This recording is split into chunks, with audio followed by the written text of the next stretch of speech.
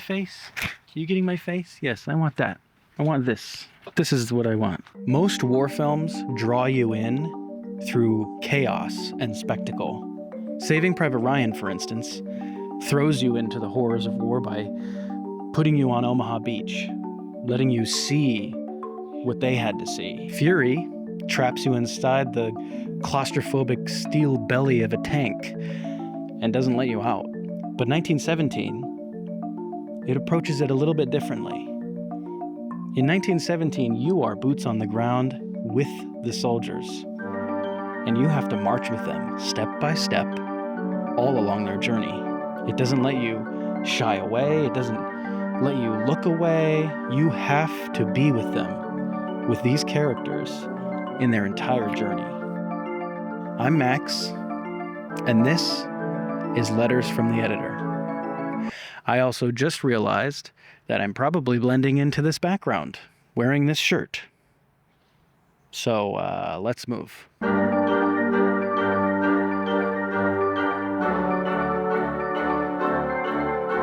Now, 1917 was marketed as a one-take war movie, and it isn't technically, but the cuts are so well stitched together that it might as well be.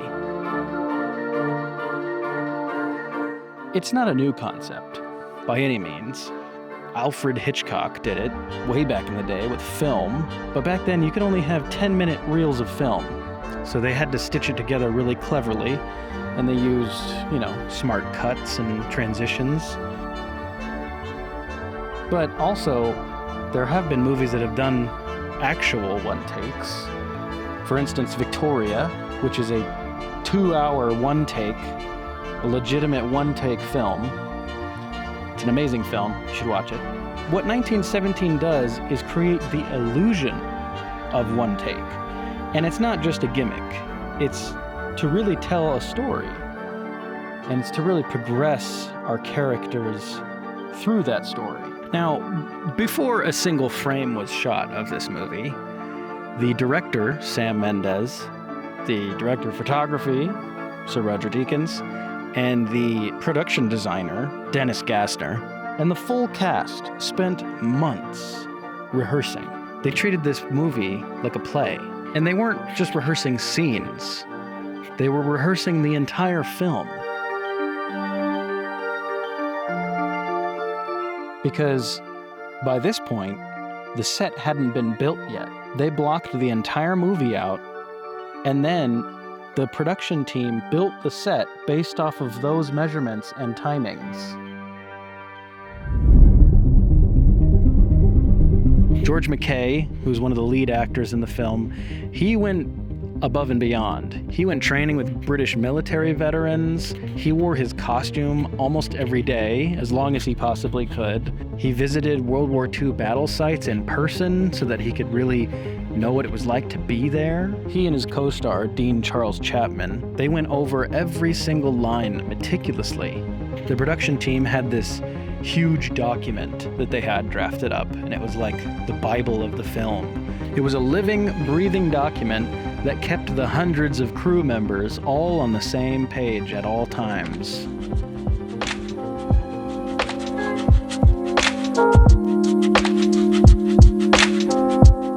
Roger Deakins needed a camera system that could move with the actors while still delivering cinematic scale. Ari's Alexa LF had the image quality, but it was too big and too heavy for the cramped trench environments. So, he gave Ari a call, and when Roger Deakins calls, you answer. Ari loaned him early prototype versions of the Alexa Mini LF, cameras that were still in active development at the time. 1917 was among the first movies to ever be shot on these cameras, and it was kind of like an experiment for Ari and for the film. With the camera secured, Deakins and his team built a hybrid rigging system.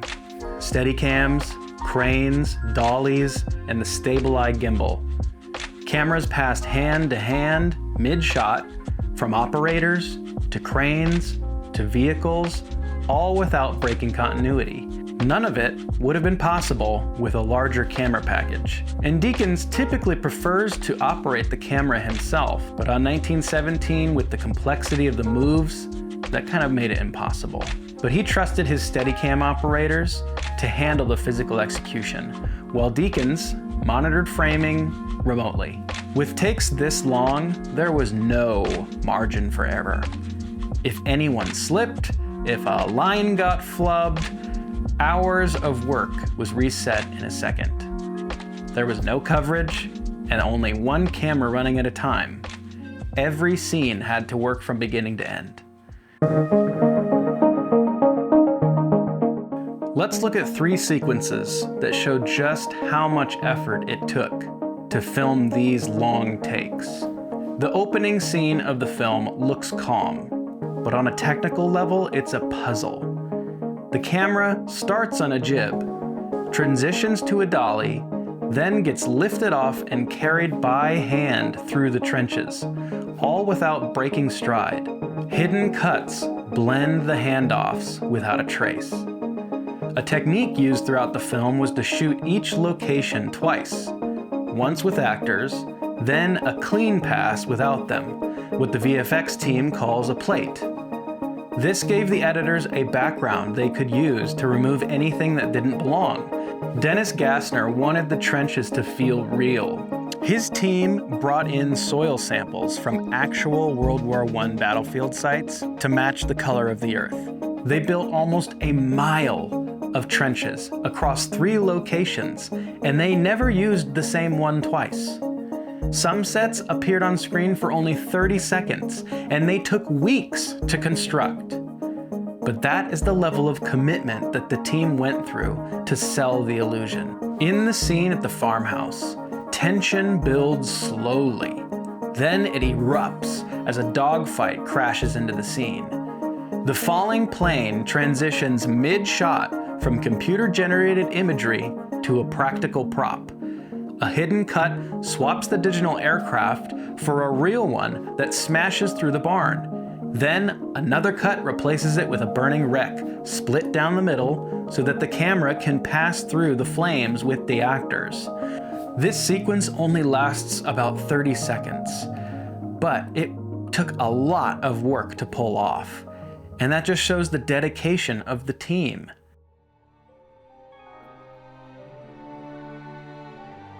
Now, after the film's only visible cut, Schofield loses consciousness. The world wakes up under the light of flares. This is one of the most visually stunning sequences in modern cinema.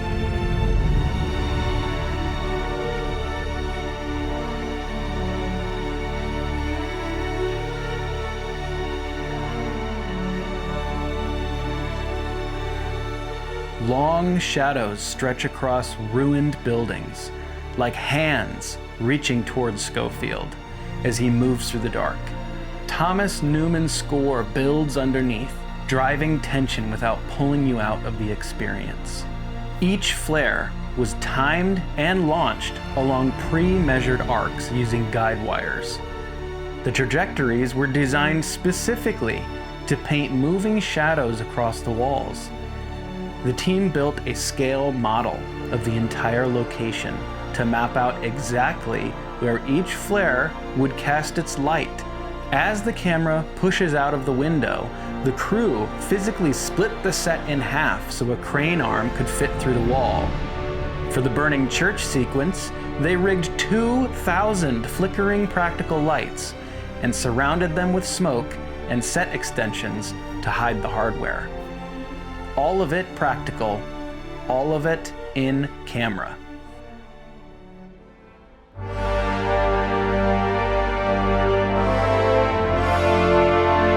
In the final sprint, Schofield breaks from the trench. The British Army floods in behind him. Real explosions, real extras. The camera moves from handheld to crane to truck-mounted rig without a visible seam. What looks spontaneous is rehearsed choreography down to each footstep, except for one moment. McKay gets clipped by an extra mid-sprint and goes down. That was not planned, but it looked so natural that they kept it in the film. Each sprint covered 300 meters, and they shot this 54 times. And you know what? Lee Smith, the editor, he chose the first take.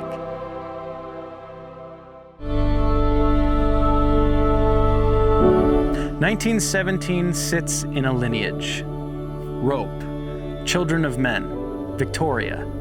Films where the movement of the camera and the movement of the story are the same thing. But what separates 1917 from every other entry is that lineage isn't technique. It's empathy. By never cutting away, Mendes and Deakins deny the audience distance. We don't observe soldiers moving through a war. We move with them. Every flooded trench, every near miss, every second of silence before something goes wrong. We are there. It's not just a war film. It's a controlled experiment in what cinema can force an audience to feel.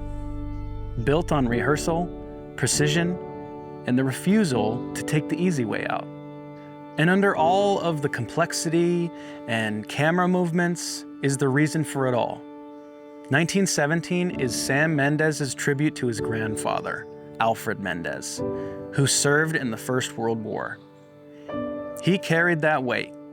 He walked that ground.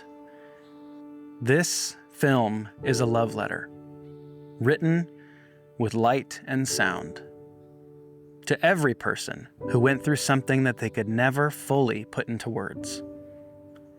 This has been Letters from the Editor. Thanks for watching.